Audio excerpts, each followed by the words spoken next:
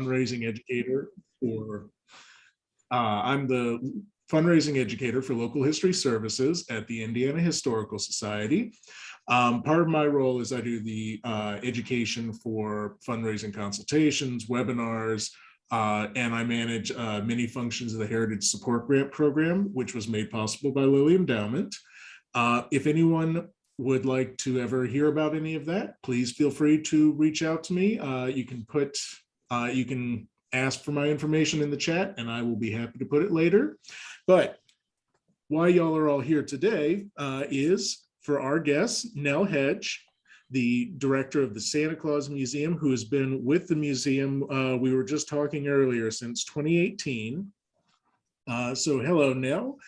And I would like to start off this with, well, actually, this is the History Happy Hour. So I encourage everyone to also share in the chat what y'all are all, there you go, there's that Southern, what you're all drinking tonight. And for me, I am in my office, so I am having hot cocoa, unadulterated except with coffee. But now I would like to ask you, how does Santa Claus get to Indiana? Well, the town of Santa Claus was actually called Santa Fe. It was settled by Germanic, mostly families. And in 1856, there were enough people in the town that they could apply for a post office. And so when they applied for the post office, they applied as Santa Fe. And there is actually a town in northern Indiana called Santa Fe. And the post office said, no, you can't use that. It's too close to one we already have. So the legend has it that the town was meeting together on Christmas Eve in a church, and they were trying to think of a name. And they were thinking of maybe the minister who he was the circuit minister, so he would go from community to community, and they decided not that one. And they heard, a little girl said she heard some bells jingling outside. The doors to the church flew open, and the little girl said, Santa Claus. And the townspeople said, yes, Santa Claus. And so that's how it became Santa Claus, 1856.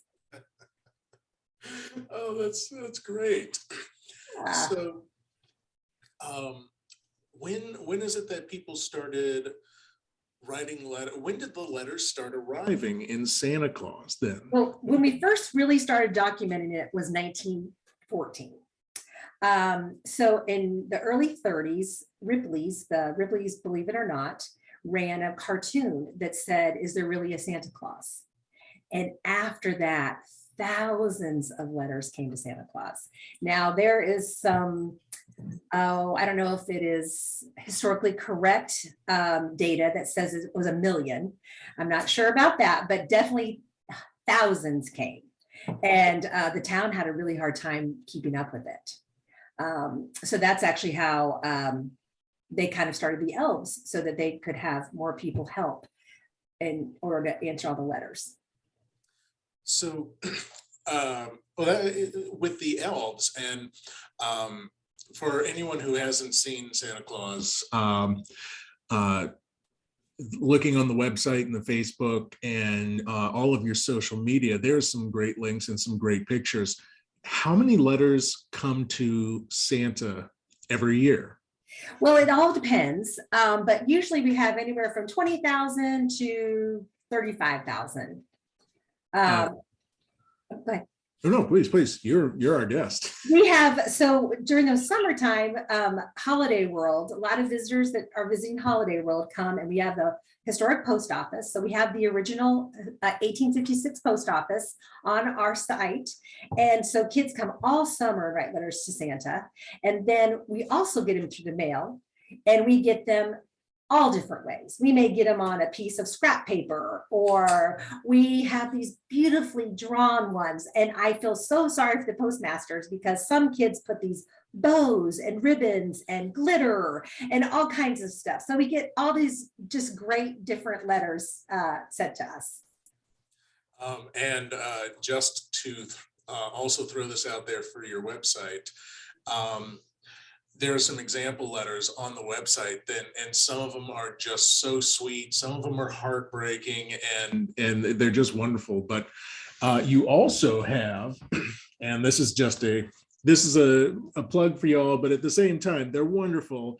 There is the Letters to Santa, and it's a collection of all of the letters. There are some really beautiful letters in there. Yes, they start from the 1930s and go to 2010. And it is really amazing that you can tell just the history of how kids wrote, how big families were, the death rate in families, just even their cursive and all that kind of stuff. So there's a history in that alone. It's like you could do a whole study on that. Very interesting. Well, since you mentioned that, and since like the first question when we opened up the webinar was, what was your favorite gift from Santa Claus? And there have been some really great responses. A Lionel train from 1948. For me, having snow, but that was 2004. And so all of we're getting a lot of responses from different eras, but what would you see from all these letters? What were kids asking for in the 1930s or in 1914, and how does that change? In the 30s, they were, the opening letter talks about they're just a couple of us now. Somebody's passed away and somebody's passed away. They ask for underwear and fruit, like an orange or something like that. We do have a lot of kids that say, I'm asking for this, but make sure that you take care of the kids at Riley's Children's Hospital first.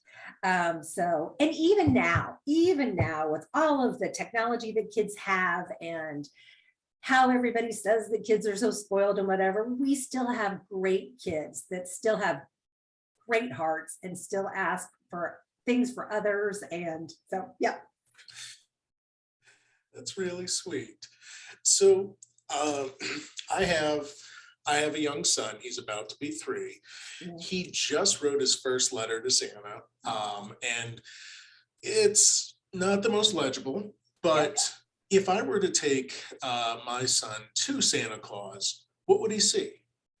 Well, and let me just tell you, we read every one of those letters that we get, and we have all gotten pretty good that we can kind of decipher. I bet we would be able to read what your son wrote because we've gotten pretty good at it. Okay. Please tell me, because I'm not sure what he wrote. Well, if one of us can't, then we kind of pass it around the table. The most important thing is the legible address, so that at least we can get a letter back to that child. But so if you would come to Santa Claus, especially this time of year, there's all kinds of things going on. Like this weekend's the parade. So the parade is always the second Saturday in December. We have the letter writing. Because of COVID, we've had to change things, but we normally have a storyteller. Her name's Susan Fowler, and she is wonderful and tells the story of Santa Claus. And we usually have a couple local school groups that come and sing. And we have a couple that comes and does some folk Christmas caroling for us. Then just down the road from us is Candy Castle, and they do roasting chestnuts, and that's also a great place. They have candy from every era, and frozen hot chocolate is their specialty. And this year, Holiday World is having an all-you-can-eat buffet on 2 of the weekends. So they've opened up to have people come to eat, and you can do some shopping in the Mary Marketplace Plaza. And we have food trucks, and we have the Christmas store, and we have Lake Rudolph that has this wonderful light show.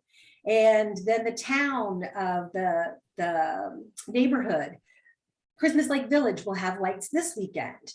And so just all kinds of just happy Christmassy things to do.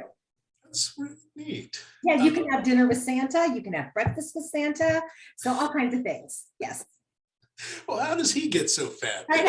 So much dinner, and he's got a candy castle. Exactly, right. I did see from some of the looking at Santa Claus, there's the giant Santa statue. Yes. That is also on our property. It's 22 feet tall. And when it was built, it was said to be granite. Now that's not true. It is actually concrete. And we have some great guys from Holiday World that kind of help keep that up for us. They pressure wash it and paint it and keep it looking pretty for us. But it is beautiful at night, especially this time of year. We have a spotlight and it is it's just very pretty, very pretty. Yeah. So since you mentioned that was on your property, Mhm. what else, let's say I take my son to Santa Claus and then we want to see the Santa Claus Museum. What would we see there? Well, so we have the statue, of course, and last weekend we had such great weather. Kids were just running up and down. There's a hill. And so they were That would be rolling my down the son. hill and running up and down the hill. And it was a lot of fun. But you can go up and see the statue, great place for pictures. We have an 1880 church, which is original to the town, and it is beautiful. We're actually doing some construction to it right now. So this season it is actually closed, but by the spring we should be up and running. We had some repairs that need to be done to the bell tower with a couple leaks. Actually, you guys have come and given us some ideas on that, so we appreciate that. So that is beautiful, just a simple church. And we still have the original pews. And at the time, the church has two entrances. Females sat on one side and males sat on the other side. So you can still see where the divider used to be. And we also have an original potbelly stove that was what heated the church, which is really neat. And we had that moved. The post office and the church were moved to our property. So then we have the original post office, 1856.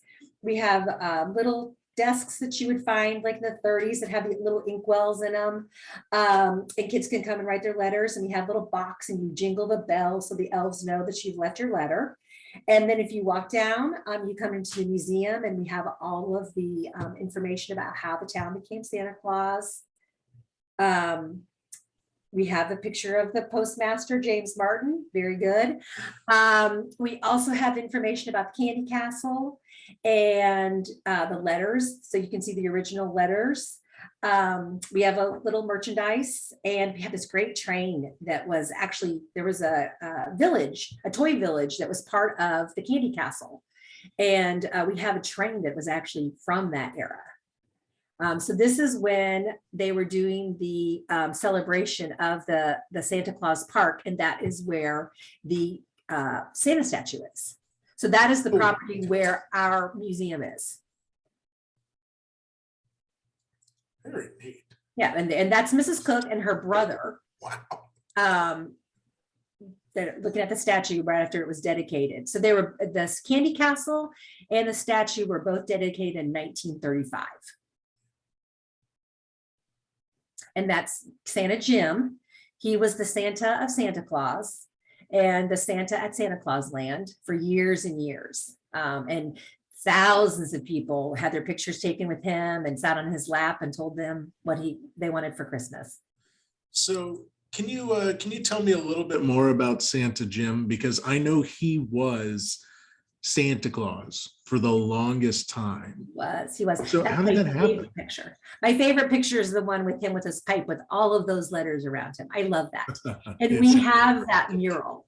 That is the original mural that was at Santa Claus Land, and that is actually at the Santa Claus Museum. Santa Jim, I think, was larger than life. He definitely was Santa Claus when he was in World War I. They were in Brooklyn at the Brooklyn shipyards. He was in the Navy, and they were having a party for some children. And they said, someone needs to be Santa Claus. And someone said, well, there's a guy here who says he's from Santa Claus, Indiana. And so he was Santa for that first time and said, if I make it through the war, he kind of made a promise to himself that he would be Santa if he survived. And that is what he did.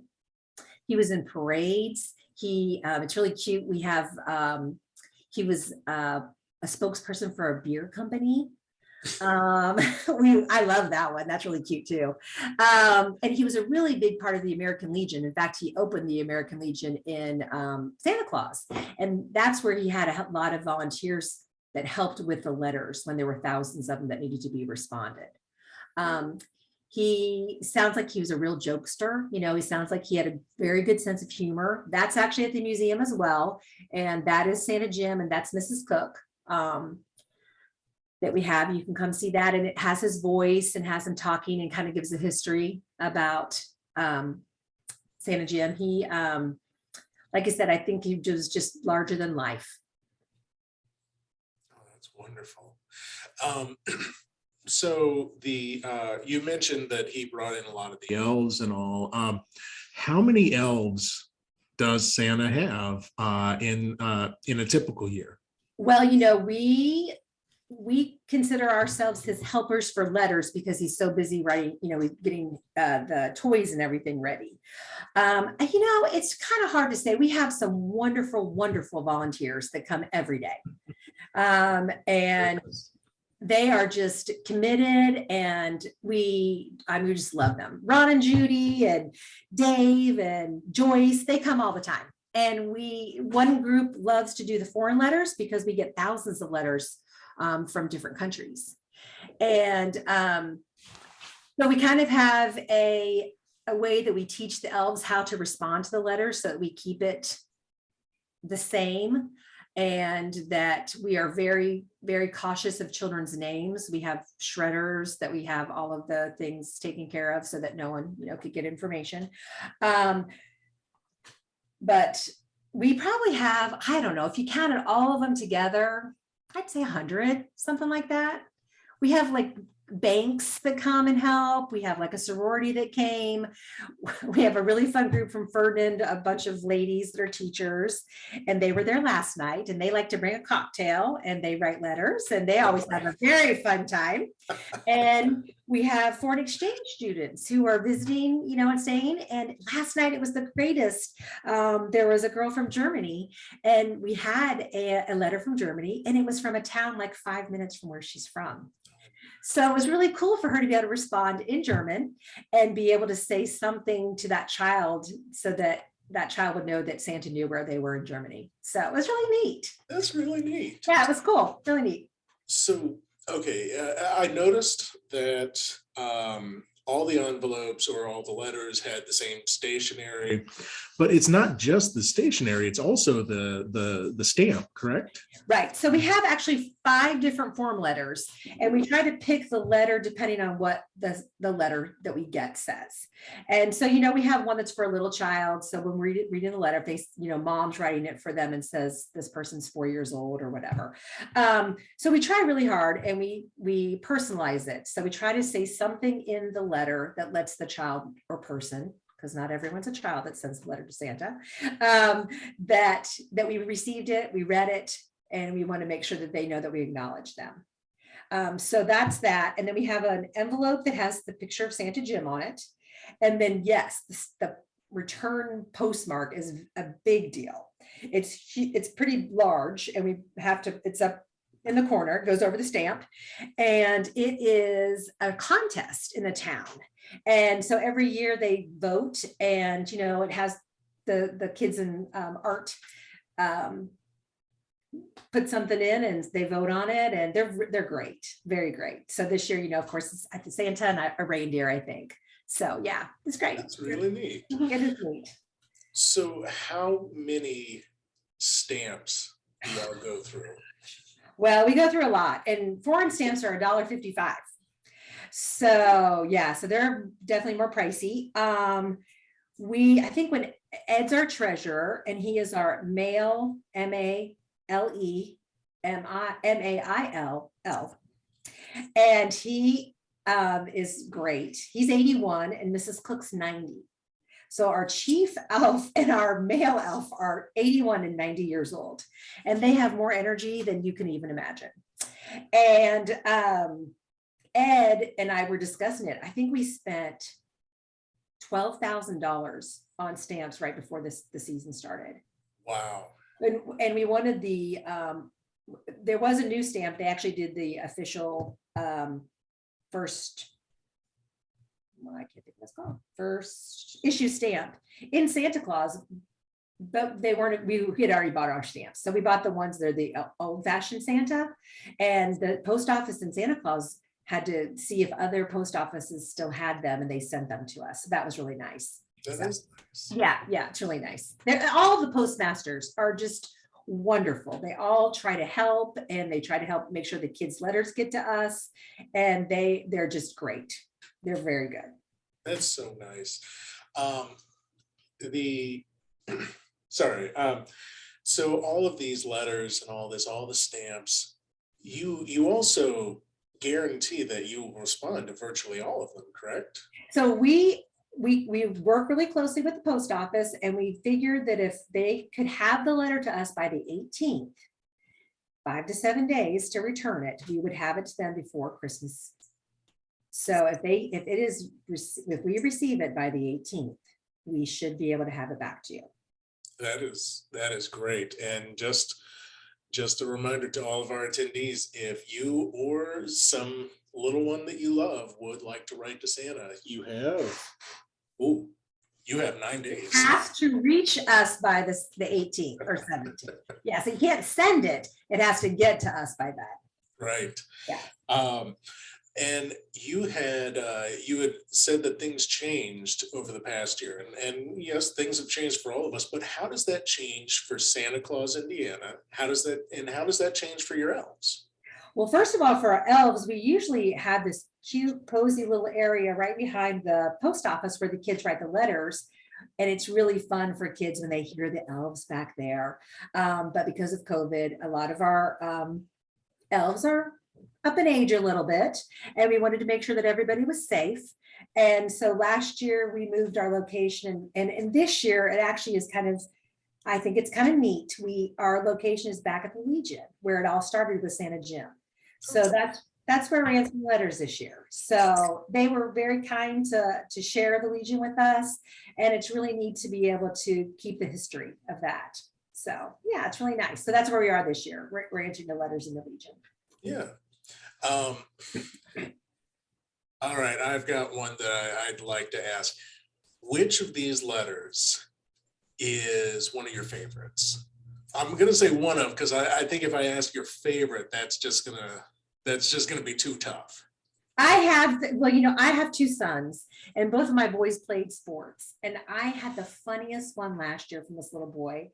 I happened to open it, and it just touched me because he was a baseball player, and he was asking for a bike, but he also wanted Santa to bring him a cup. And he said he wanted a cup for baseball, not a cup that you drink out of, Santa. And he was explaining to Santa how the cup works. And I also have a brother, and my brother played. He was a catcher. And so I guess I kind of have this long line of cups and baseball. So that one actually was very funny to me. So I loved that one because it's so pure and it's so just a kid. And it was one of the ones that I wanted to say, gosh, I want to tell the mom, please tell me you got him a cup. He was so worried about it. So that was really cute. And one we had, this one I've told a couple times, but this little boy, he wrote us, and his little brother had drowned in their swimming pool. And he talked about how much he missed him and what he might have been asking for Christmas that year. His mom was pregnant again, and he was going to give him another little brother. Boy, that one had the table crying. Oh yeah.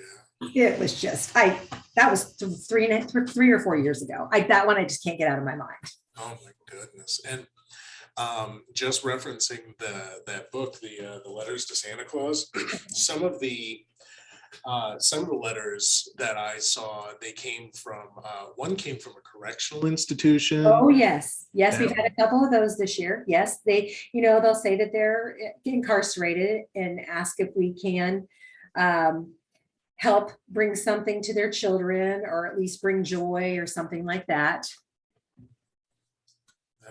Those were really touching. Yeah. So a lot of Santa Claus is new to me because I've only lived in the state for a couple years. Mm-hmm. But a lot of people, when I ask them about Santa Claus and all that, they know it from the amusement parks. Yes. How did that happen? So Lewis Cook, who lived in Evansville, they had George Cook and Sons. And during the war, they dealt with steel and metal. And so the LSTs were built in Evansville. And so they did okay during the war. And Lewis Cook had 9 children. And they had visited Santa Claus. They knew about Santa Claus from the Ripley's Believe It or Not. And, they're in Evansville. And he was always disappointed when he went there that there wasn't something for kids. So it was kind of his dream to make it something that was more kid friendly. And so he is actually the one who started Santa Claus Land. He and his wife, they had an apartment at Santa Claus Land, and she was really very instrumental in the landscaping that happened. And then when Bill Cook, their middle son, came home from the war, World War II, he wanted to take it over. So then he married Santa Claus's daughter, Patricia. So Santa Claus's daughter married Santa Claus Land's son. And the two of them really are what make Holiday World and Spice Bar what it is today. That's really cool. This 75th anniversary. This year was our 75th anniversary, and it's the first theme park in the nation. Oh, in the nation. Mm-hmm. Oh, wow. I did not know that. Yeah. First themed park. Right. I did not know that. Yeah. Just a reminder to all of our attendees. I'll start the Q&A session because I've got tons of questions, but we also want to get to some of your questions. So in a few minutes, we'll start the Q&A session. So if there's something that either I haven't asked or you'd really like Nell to talk about, please feel free to put it in the chat, and I'll try and get to it as best I can. So before all the theme parks, what was Santa Claus? Because your museum started in 2006. But you also said that that Santa, he started after World War I, and the Cooks didn't start the theme park until after World War II. So what happened between then? What was Santa Claus then? Well, so Santa Claus, so 1935 is when a lot of the quote unquote tourism happened. So the statue and the Candy Castle were like the two big things to come and see. And I don't know too, I mentioned that too, Lincoln, President Lincoln lived in that area. Everybody, Kentucky, Indiana, and Illinois like to claim him. We claim him for the middle part. And his mom is actually buried in, it's called Lincoln City. And there's a beautiful national memorial. It's called Boyhood Home. It is just beautiful. Very nice, great trails around it and everything. So we also have that too. But in 1935, you had those two things were what people were coming for. And then after World War II started, everything kind of died down because everything was going to the war effort. And then that's when Lewis Cook came in and said, I'm going to do something with this. And the big deal was at Santa Claus Land was lunches and dinners. They had the Christmas room, and families in the museum, people will come in and tell me all the time that was the big deal. They would get in their car and drive to Santa Claus Land to have lunch and get their picture taken with Santa. And just the memories that people have of Santa Claus Land is very sweet, very nice. That's really, really lovely. So one question that came up, and I know I should wait a few more minutes before the Q&A, but what you just said really leads into this. Some of these people who come in and they tell you stories about coming to Santa Claus or writing Santa Claus, have any of the people who've written to Santa Claus come back and told you about it, or have they maybe themselves come to be elves? I don't know about, they definitely come back and talk about it. There was a gentleman who lives in California, and he had visited, and he was one of the first there was a train. That was one of the first rides at Santa Claus Land, and he was a conductor. So he talks about driving the train. And there was a ski show in the summertime.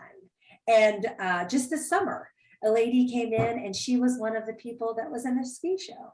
And I opened our book that we have and she's in it. And so I had a picture taken with the picture. So that was really neat. So there's a lot of great family stories and just, it's a very fun, it's really neat. Very, very neat. That's wonderful. Yeah.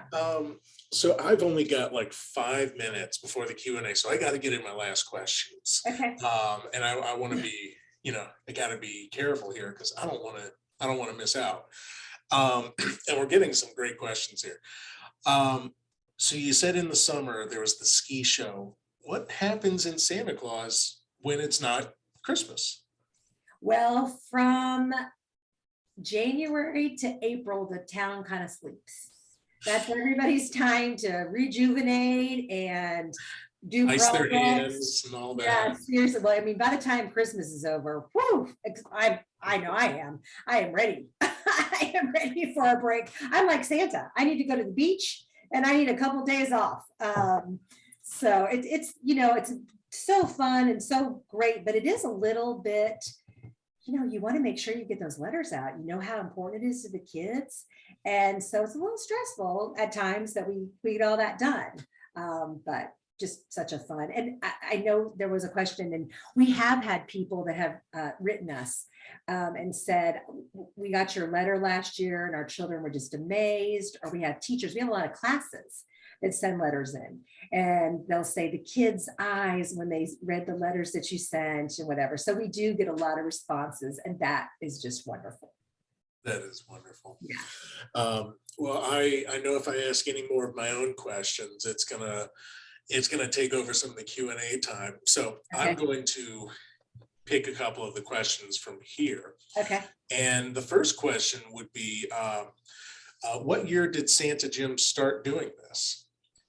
So, well, I mean, originally was when he was on that boat in Brooklyn. Right. Oh gosh, what would that have been? In World War I, right? Right, it was in World War I. Yes. Well, I'm sorry, I don't know that exact date.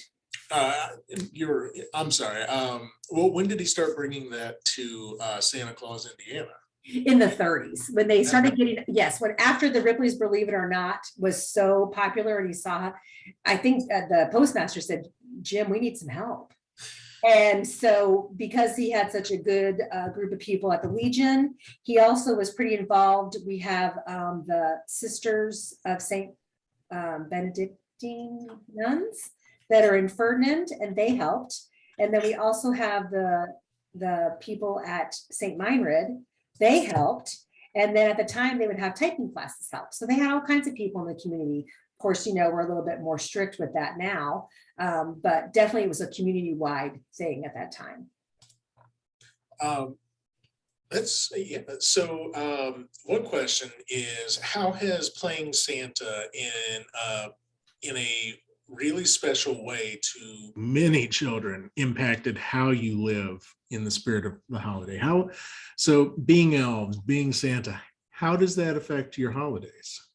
You did say it was stressful, but yes, it is. It is really, gosh, it's like you need to ask me that in January because we're in the height of it right now. But it is, I guess, just really special, and I guess it just shows you how important it is, how kids still will take the time to write a letter to Santa, because we don't do anything digitally.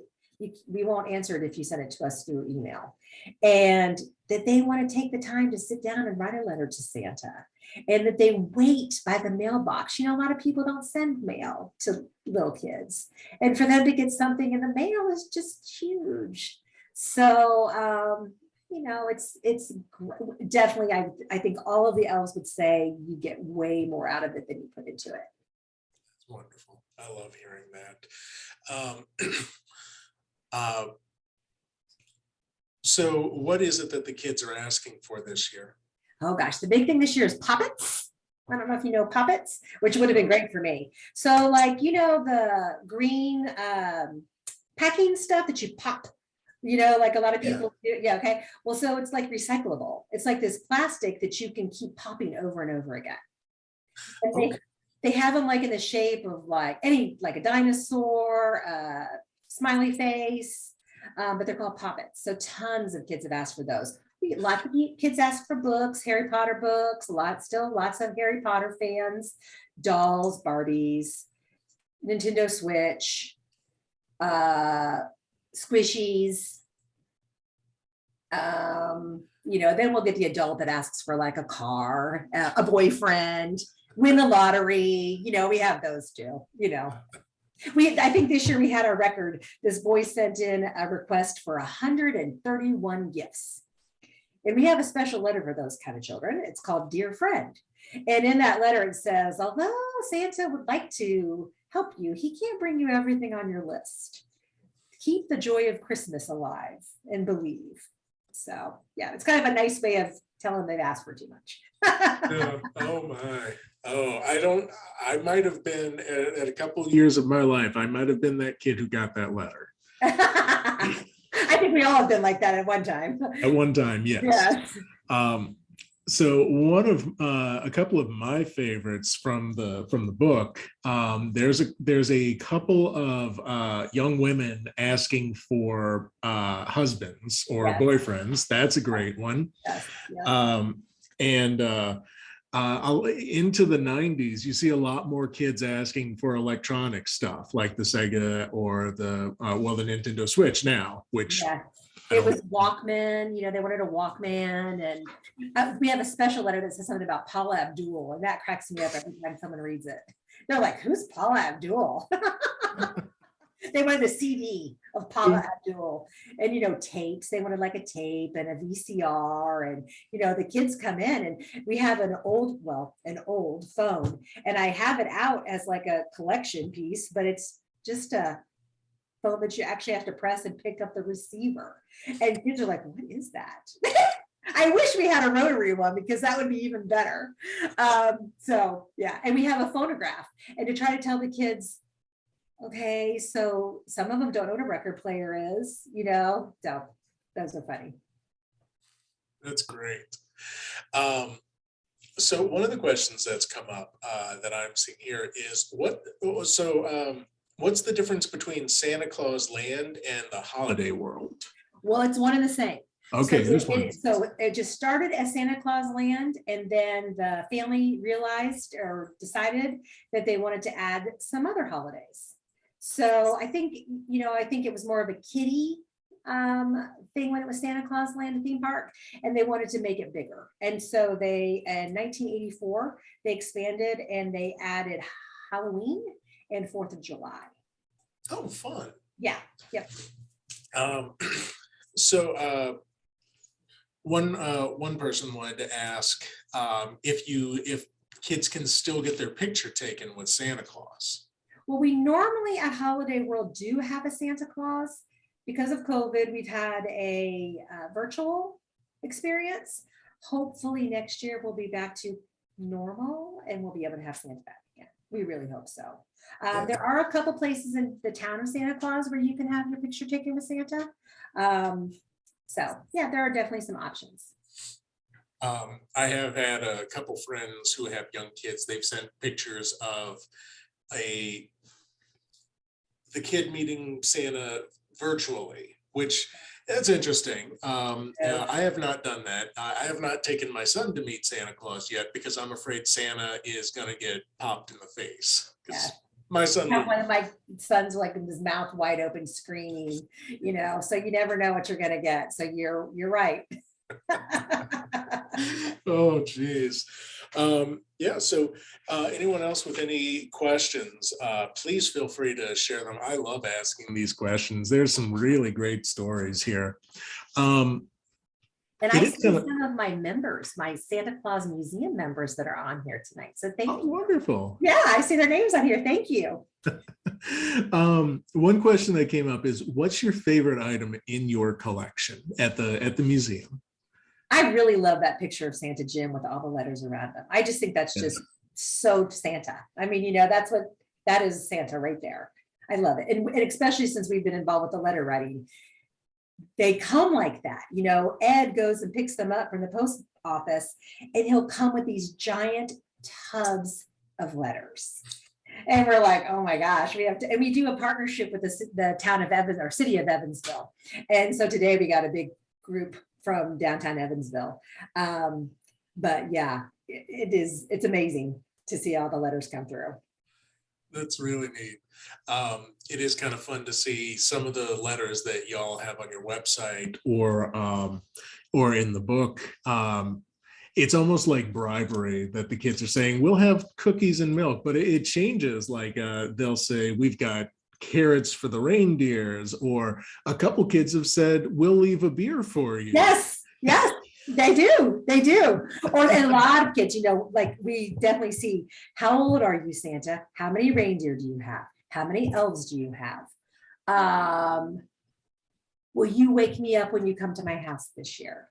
Last year, it was pretty interesting, with COVID. A lot of kids said, please wash your hands before you come to my house, wear a mask, have hand sanitizer. And, definitely you could tell the kids, they were tired of mom and dad being their teacher, and all of that. So they were ready to get back to normal too. Yeah. Yeah. Yeah.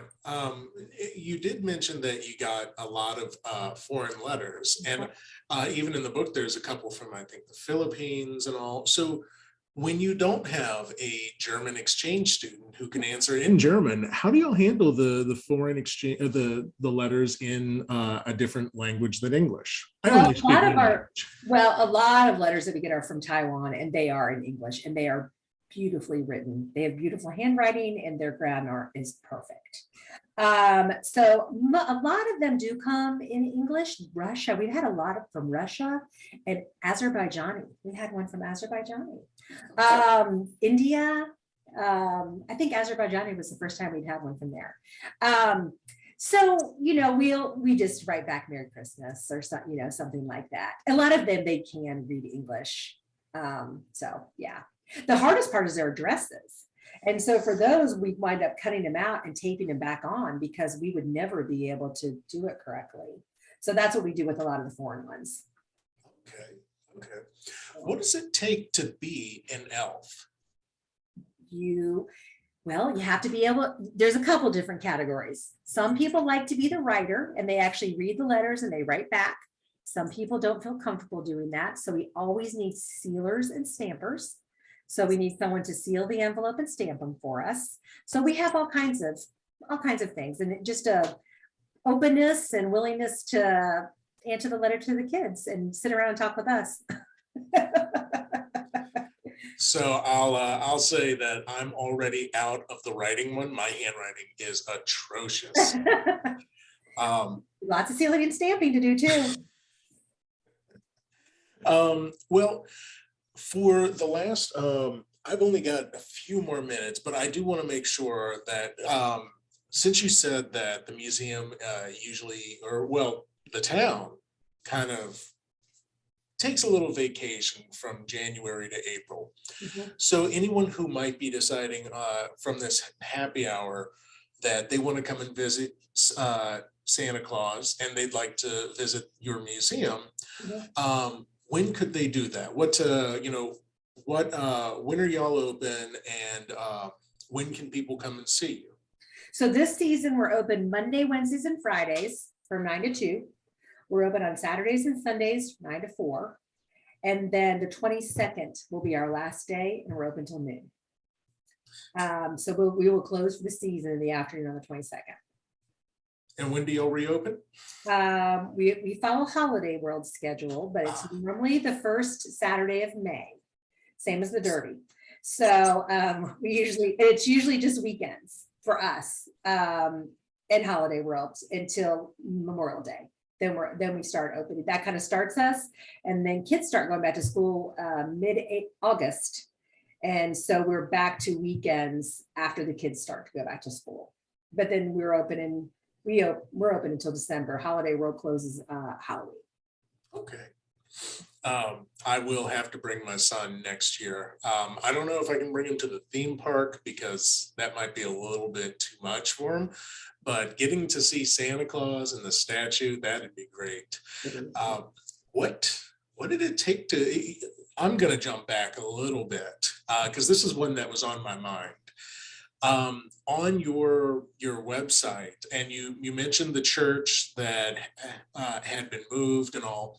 What did it take to move that church? Because that would terrify me. It was amazing. We have footage of it. And they had built a foundation for the church to be moved on, and they basically put it on the back of a flatbed. And it was moved probably about a half a mile.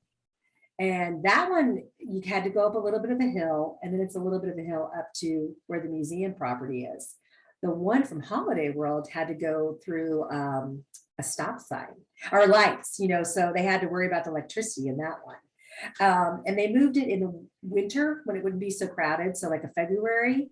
But then you have to worry about icy and all that kind of stuff. But it is very interesting to see how they moved it. And the church, they kept the chandeliers, the windows, nothing was broken. It's crazy. That's wonderful. That's yeah, wonderful. It was amazing. Hello, John. All right. Well, that seems like a pretty good place for us to end our discussion this evening. I would like to thank you so much to Nell and Bryce for such a wonderful evening. I know I learned a lot about Santa Claus, Indiana, and it really sounds like such a magical place.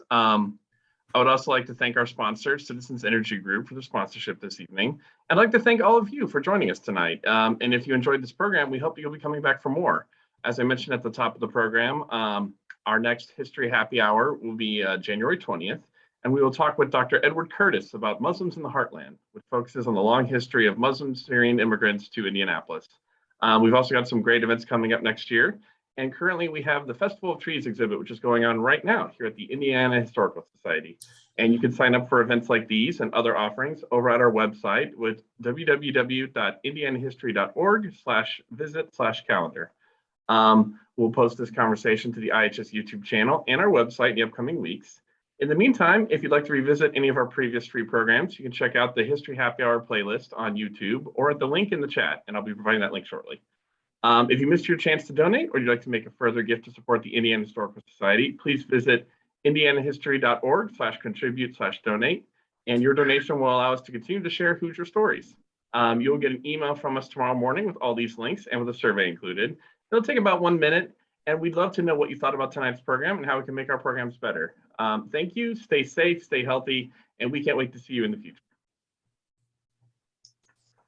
Thank you all for joining us, and thank you, Nell, for everything that you've offered about Santa Claus and your museum. Thank you. Happy holidays to everybody. All right, have a nice evening. Good night, everyone.